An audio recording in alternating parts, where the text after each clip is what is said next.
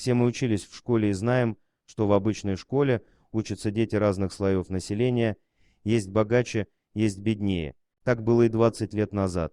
Класс у нас был обычный, не очень дружный, но и обижать друг друга никто не пытался. Но все изменилось, когда в школу пришел новенький мальчик, он переехал с деревни к бабушке, так как остался один без родителей. Бабушка, как могла, воспитывала его, на пенсию много не купишь. Вот здесь бы и сплотиться детям и родителям, и помочь малоимущему ребенку, но не тут-то было. Все вдруг сдружились против Миши, он был скромным и застенчивым мальчиком и не отвечал на их оскорбления. Выделиться среди других ему не было чем, ни обновок, да и красавцем писаным он не был, такой себе простак и нищий. Мне сначала было его просто жаль, и я стал защищать Мишу, отбивать от одноклассников, но вскоре я стал изгоем вместе с ним. Мои родители старались тоже во всем помогать Мише и его бабушке, когда вещами, так как его старенькой бабушке было сложно его поднимать и одевать. Время шло, мы закончили 9 классов и вместе пошли поступать в колледж, чтобы стать юристами. А так как учились мы неплохо,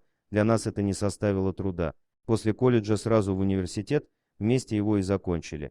Благодаря моим родителям, которые не оставили Мишу и всячески ему помогали, мы стали как братьями, везде ходили вместе, занимались спортом и бегали на свидания. После универа открыли свое дело, которое процветает и приносит нам немалую прибыль. А если говорить о Мише, то он стал настоящим мужчиной, красавцем и любимцем девчонок, хотя любимую еще не нашел. С одноклассниками видимся только в соцсетях.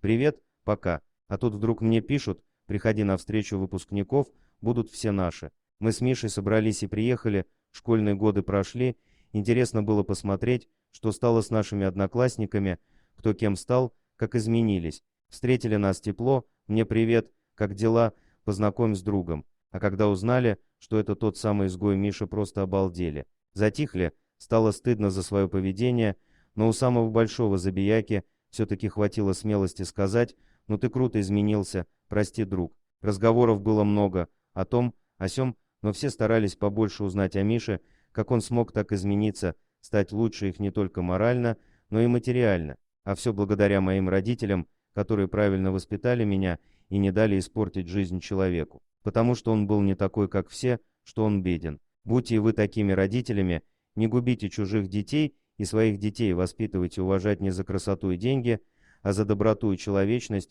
ведь чужих детей не бывает. Дорогие друзья, если вам понравилось видео, поставьте лайк, а также подписывайтесь на канал, где найдете еще много интересного.